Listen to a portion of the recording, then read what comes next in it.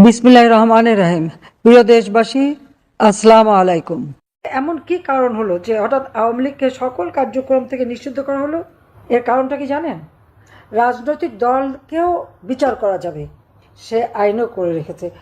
যাক, আমার মনে হয় একদিক দিয়ে ভালো। কীভাবে প্রতিশোধ নিতে হয়, কিভাবে একটা দলের বিচার করতে হয়, আজকে যে আইন করে গেল, এই আইনে একদিন উপদেষ্টা পরিষদ আর সমন্বয়ক যারা আজকে মানুষ খুন করেছে এবং কি যারা এই বিএনপি জামাতের যারা আমাদের নেতা কর্মী যেখানে যেখানে খুন করেছে, আজকে হয়তো আমরা বিচার চাইতে পারি না, কিন্তু একটা দিন আসবে সেই সময় এই সমস্ত জঙ্গির দল থেকে শুরু করে সবগুলি বিচার এই ট্রাইব্যুনালে করা যাবে।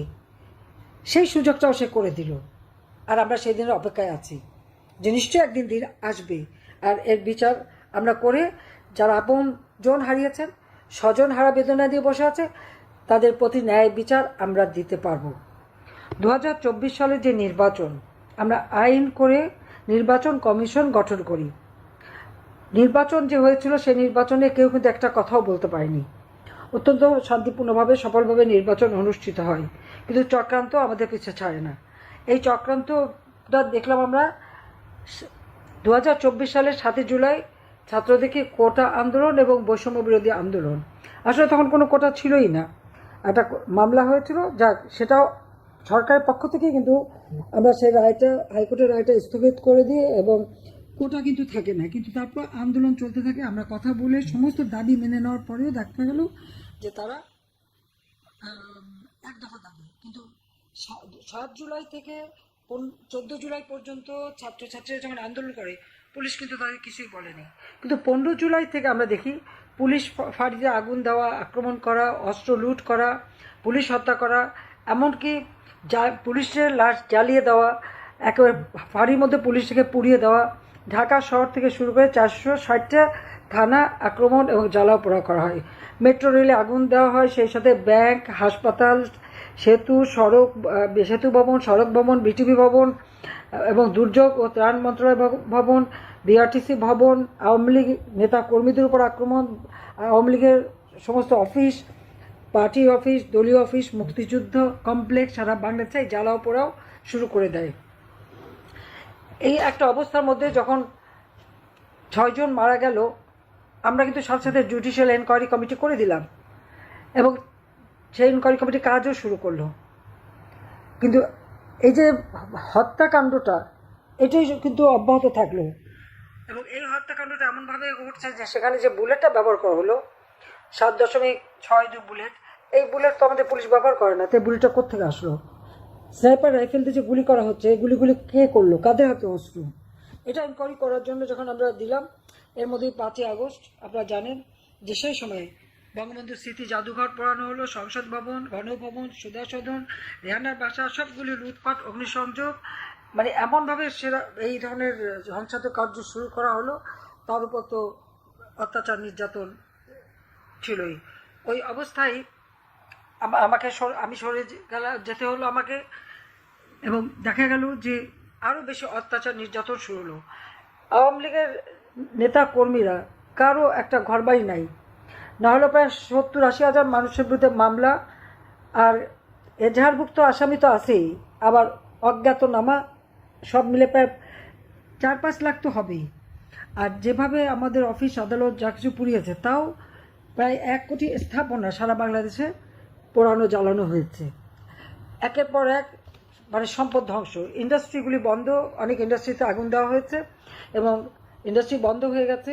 শ্রমিকরা প্রায় লাখখানেক শ্রমিক কিন্তু বেকার হয়ে গেছে, মানুষের আয় কমে গেছে, মানুষের হাতে।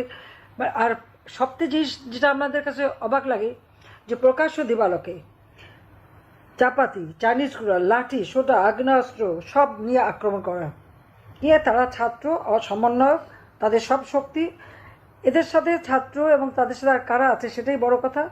এবং এই যে হত্যাকাণ্ডগুলি ঘটিয়েছে বা যেভাবে আক্রমণ করেছে, কিন্তু মামলা দিয়েছে কার বিরুদ্ধে? সব আওয়ামী লীগের বিরুদ্ধে।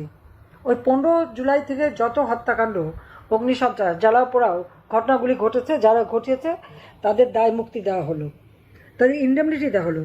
এদের বিরুদ্ধে কোনো মামলা করা যাবে না, এদের কোনো শাস্তি দেওয়া যাবে না, কোনো ব্যবস্থা নেওয়া যাবে না। কেন? এটা তো আমার প্রশ্ন, যে এত বড় অপরাধ যারা করবে তাদের দিল দায় মুক্তি, আর এই ঘটনার সমস্ত দায় দায়িত্ব আওয়ামী লীগ নেতা কর্মীদের উপর মিথ্যা মামলা দিয়ে হয়রানি, সকলের বিরুদ্ধে কি খুনের মামলা। প্রথম যুগে তো খালি খুনের মামলাই দিয়ে গেল, খুন এবং বিস্ফোরক মামলা। আর অজ্ঞাতনামার এই সুযোগ ধরে চাঁদাবাজি এমন হারে, আর কারো বাড়িতে ঘর বাড়ি সব কিছু জ্বালিয়ে পুড়ে ছাড়খাড় করা। যেখানে আইন শৃঙ্খলা রক্ষাকারী সংস্থা আছে, সেনাবাহিনী আছে, তাদের সামনেই এই চাপাতি নিয়ে ঘুরে বেড়াচ্ছে। উচ্চ আদালত, প্রধান বিচারপতি থেকে শুরু করে একবারে মানবাধিকার কমিশন, পাবলিক সার্ভিস কমিশন, নির্বাচন কমিশন, সব কিছু কিন্তু এই অস্ত্র আর লাঠির জোরে তাদেরকে পদত্যাগ করানো। আর স্কুল, কলেজ, ইউনিভার্সিটি ছাত্রছাত্রীরা তাদের শিক্ষকদের অপমান করা এবং তাদেরকে জোর করে পদত্যাগ করানো, এইরকম একটা অরাজকতা তারা সৃষ্টি করলো। এটা শুধু এই ইউনূস ক্ষমতা দখল, আর এই ক্ষমতা দখলের পর থেকে এই সমস্ত অপকর্মগুলি চলছে। গত 10 তারিখে আমরা কি দেখলাম? আওয়ামী লীগের সকল কর্মকাণ্ড নিষিদ্ধ করা হলো। কেন? যত হত্যার দোষ আমাদের উপরে, অথচ হত্যাকাণ্ডের শিকার কিন্তু আওয়ামী লীগের নেতাকর্মী বেশি। নাহলে আওয়ামী লীগের 2-3 হাজার নেতাকর্মীকে তারা হত্যা করেছে, পরিবার পরিজন সহ। তাদের সেভাবেও হত্যাকাণ্ড চলেছে। কাউকে পুড়িয়ে মেরেছে, মেরে পা বেঁধে ঝুলিয়ে দিয়েছে। তার উপর হামলা মামলা তো আছে।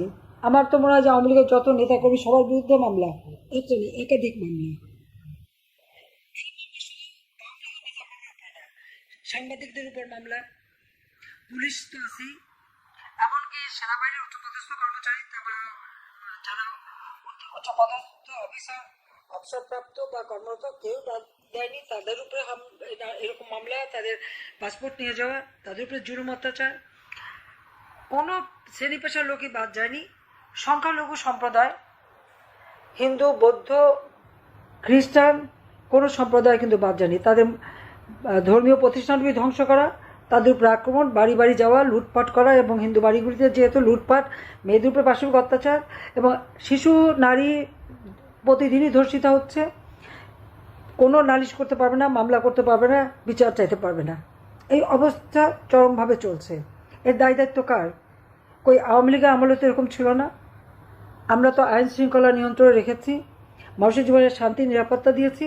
তা আমাদের অপরাধটা কী ছিল? আজকে চক্রান্ত করে, ষড়যন্ত্র করে, অস্ত্রধারীদের দ্বারা, সন্ত্রাসীর দ্বারা এবং জঙ্গিদের দ্বারা এই ডক্টর ইউনূস ক্ষমতা দখল করেছে। তার ক্ষমতার শক্তি তো হচ্ছে সন্ত্রাসী বাহিনী, যারা আন্তর্জাতিকভাবে যাদেরকে স্বীকৃতি দেওয়া হয় না, যাদেরকে ব্যান করে দেওয়া হয়েছে, তারাই বাংলাদেশে এখন ক্ষমতায়। এবং তার প্রকাশ্য দিবসকে অস্ত্র নিয়েও ঘোরে, এবং এখানে কারো কিছু বলার নাই, কোনো বিচার নাই, আচার নাই। এরকম একটা অবস্থার মধ্যে দেশ চলে যাচ্ছে। সেই অবস্থা হঠাৎ আমাদের উপর আরও জুলুম। কি? আওয়ামী লীগের সমস্ত কর্মকাণ্ড নিষিদ্ধ, এবং আমরা নাকি সব খুন করে ফেলেছি। যখন কোনো মানুষকে ক্ষতি করে, যখন মানুষকে যারা হত্যা করবে, তাদের বিরুদ্ধে আইন শৃঙ্খলা রক্ষাকারী সংস্থা অবশ্যই ব্যবস্থা নেবে, এবং তাদের নিজেদের নিরাপত্তারও ব্যাপার। পুলিশকে যখন পিটিয়ে হত্যা করে, তখন পুলিশ কি অন্য পুলিশ কি তাদেরকে বাঁচাতে যাবে না? তো সেটা হলো অপরাধ। কিন্তু যাকে মারা হলো, যে ভিকটিম, তার কোনো বিচার সে পাবে না, তার কিছু করার নাই। এই হলো ইউনূসের রাষ্ট্র পরিচালনা। এবং আজকে 10ই মে এমন কি কারণ হলো যে হঠাৎ আওয়ামী লীগকে সকল কার্যক্রম থেকে নিষিদ্ধ করা হলো? এর কারণটা কি জানেন? কারণ আর কিছুই না। ক্ষমতায় এসে একদিকে দুর্নীতি করা, অর্থ বানানো, অর্থ পাচার করা তো আছেই, তার উপর আজকে আমাদের দেশ বিক্রি করে দেওয়া হচ্ছে। ডক্টর ইউনূসের পররাষ্ট্র বিষয়ক উপদেষ্টা নিজেই বলেছেন যে মিয়ানমারের যে বর্ডার, সেই বর্ডারে বাংলাদেশের কোনো নিয়ন্ত্রণ নাই। বাংলাদেশের বর্ডারে নিয়ন্ত্রণ থাকবে না, তো সরকার আছে কি কাজে? সরকার কি করে? সরকারের কি কোনো দায়িত্ব নেই? কই আওয়ামী লীগ যখন ক্ষমতা ছিল তখন তো এই অবস্থা ছিল না? আমি থাকতে তো প্রত্যেকটা বর্ডারে নিয়ন্ত্রণ নিশ্চিত করা ছিল, বাংলাদেশের স্বাধীনতা সার্বভৌমত্ব সম্পূর্ণভাবে সুরক্ষিত ছিল। তা আজকে নাই কেন? তার জবাব ডক্টর ইউনূসকে দিতে হবে। আসল কথা হলো, সে তো দেশ বিক্রি করবার মুচলেখা দিয়ে ক্ষমতা এসেছে। এই জন্যই তো মিয়ানমারের বর্ডার এখন অরক্ষিত। দেশের স্বাধীনতা সার্বভৌমত্ব প্রশ্নের সম্মুখীন, কারণ তার ক্ষমতা দখলটা হচ্ছে যে সন্ত্রাসী এদের হাতে, তাদের নিয়ে। আজকে মিয়ানমারের যারা বিদ্রোহী, সেই বিদ্রোহীদেরকে যদি জান্তা সরকার, মিয়ানমারের যে সরকার আছে, তারা যদি এই বিদ্রোহীদের উপরে আক্রমণ চালায়, এদেরকে যে আমাদের বর্ডারে জায়গা দিচ্ছে, তার পরিণতি কি হতে পারে সেটা একবার চিন্তা করেন। মিয়ানমার সরকার যদি এর উপরে আক্রমণ করে, যদি এয়ার অ্যাটাক করে বা মর্টার শেল মারে, সেগুলি কোথায় এসে পড়বে? শুধু কি তাদের উপরে পড়বে? সেটা তো বাংলাদেশের মাটিতেও পড়বে। ইউনূসকে ঠেকাতে পারবে? কিভাবে ঠেকাবে সেটা আমার প্রশ্ন। অর্থাৎ বাংলাদেশের মানুষকে বা দেশটাকেই সে মনে হয় যেন তার একটা রণক্ষেত্র বানিয়ে রেখেছে। যত শক্তি প্রয়োগ করছে সাধারণ মানুষের উপর আর আওয়ামী লীগ নেতাকর্মীর উপর। আর এখানে দেশের স্বাধীনতা সার্বভৌমত্ব রক্ষার কোনো চেষ্টাই তার নাই। দেশটাকে বিক্রি করে দিয়ে আজকে দেশের মানুষের জীবন মান সব অনিশ্চয়তার দিকে ঠেলে দিচ্ছে।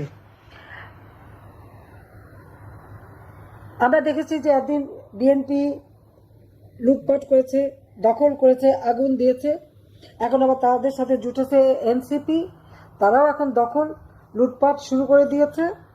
আর 15 জুলাই থেকে যারা এই হত্যাকাণ্ড ঘটেছে সব দায় মুক্তি দিয়ে তাদেরকে লালন পালন করছে। তার মানে সাধারণত একটা রাষ্ট্রে মানুষের জীবনে শান্তি নিরাপত্তা দিতে হলে দুষ্টের দমন শিষ্টের পালন করতে হয়। আর ইউনূস সরকারের নিয়ম হচ্ছে দুষ্টদেরকে তার আওতা রাখা, ছায়াতলে রাখা, তাদেরকে মদত দেওয়া, আর যারা নিরীহ সাধারণ মানুষ তাদের উপরেই জুলুম অত্যাচার করা, এটাই করে যাচ্ছে। এই যত ধ্বংসযজ্ঞ আজকে হলো, এর সাথে যারা জড়িত তাদের কেন বিচার হবে না সেটাই আমার প্রশ্ন। আওয়ামী লীগ এখানে ক্ষতিগ্রস্ত, সব থেকে বেশি আওয়ামী লীগের উপর জুলুম হয়েছে, আবার সেই আওয়ামী লীগের উপরেই নিষেধাজ্ঞা দেওয়া হয়। এই নিষেধাজ্ঞা আমরা কখনোই মানতে পারি না, এটা আমরা মানি না। আওয়ামী লীগ দেশে আসে, আওয়ামী লীগ এদেশের মানুষের অধিকার প্রতিষ্ঠা করার সংগ্রাম সবসময় করে গেছে। কারণ আওয়ামী লীগ এদেশের মানুষকে অন্ন, বস্ত্র, বাসস্থান, চিকিৎসা, শিক্ষার সুযোগ দিয়েছে, জীবনমান উন্নত করেছে, গ্রাম পর্যায় পর্যন্ত সার্বিক উন্নতি হয়েছে। বিশ্বে আমার দেশের মানুষ তাদের জন্য একটা মর্যাদা নিয়ে চলতে পারে, সেই ব্যবস্থাটা আমরা করেছি। ইউনূস সাহেব ক্ষমতায় আসার পর উনি নিজে কি পেয়েছেন আর দেশের মানুষকে কি দিয়েছে, সেটাই আমাদের প্রশ্ন। তিনি কি পেয়েছেন আপনারা দেখেন। এক তো সে শ্রমিকদের অর্থ আত্মসাৎ করেছে, তার নিজের কোম্পানির শ্রমিক। নিয়ম আছে প্রত্যেক কোম্পানি তার প্রফিটের 5% শ্রমিক কল্যাণ ফান্ডে জমা দেবে। ইউনূস কোনোদিন তা জমা দেয়নি। শ্রমিকরা যখন দাবি করলো তাদের অনেককে চাকরি থেকে বের করে দিল, তারা মামলা করলো। আর সেই মামলায় সাজাপ্রাপ্ত আসামি, শ্রমিক আদালতে সাজাপ্রাপ্ত আসামি হচ্ছে ইউনূস, ডক্টর ইউনূস। তিনি কিন্তু শ্রমিকদের অর্থ আত্মসাৎ করে সাজাপ্রাপ্ত আসামি। দুর্ভাগ্য বাংলাদেশে যে সাজাপ্রাপ্ত আসামি আজকে ক্ষমতার শিখরে বসে আছে, তাও অস্ত্রধারী সন্ত্রাসীদের দ্বারা। ক্ষমতায় বসেই তার বিরুদ্ধে আয়কর ফাঁকিদার মামলা, দুর্নীতির মামলা, প্রায় 5টা দুর্নীতির মামলা হয়েছিল। গ্রামীণ ব্যাংকের আত্মসাৎ, পয়সা আত্মসাৎ, গ্রামীণ টেলি কমিউনিকেশনের টাকা আত্মসাৎ, এই সমস্ত আত্মসাৎ, মানি লন্ডারিং, সব কিছু অডিট রিপোর্ট এবং তদন্তে বেরিয়ে এসেছে এবং তার বিরুদ্ধে মামলা করা হয়েছে। তার যে ট্যাক্স ফাঁকির মামলা, প্রায় 1100 কোটি টাকার ট্যাক্স ফাঁকি, সেখানে 666 কোটি, দুঃখিত, 666 কোটি টাকার যে মামলাটা, তার রায় হওয়ার কথা ছিল 6ই আগস্ট। এই জন্য 5ই আগস্টে এমন একটা পরিবেশ সৃষ্টি করলো যেন ওই রায় আর দিতে না পারি। আর ক্ষমতা এসে সব মামলা প্রত্যাহার করে নিল। যে মামলা রায় দিতে তখন অপেক্ষাবান, সে মামলা কিভাবে সে প্রত্যাহার করে? এটা সম্পূর্ণ একটা অনিয়মের মধ্য দিয়ে সমস্ত মামলা সে প্রত্যাহার করে নিয়েছে। কিন্তু যতই প্রত্যাহার করুক,